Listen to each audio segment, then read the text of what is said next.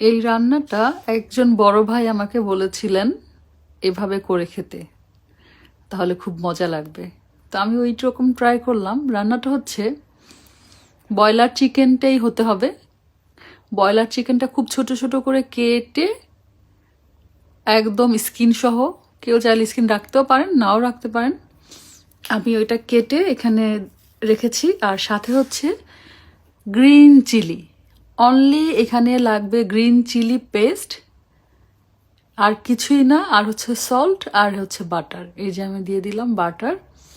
তো এগুলো দিয়ে আমি একটুখানি রেখেছি, 2-4 মিনিট ওয়েট করেছি এরকম মেখে বাটারটা দিয়ে। আর হচ্ছে গিয়ে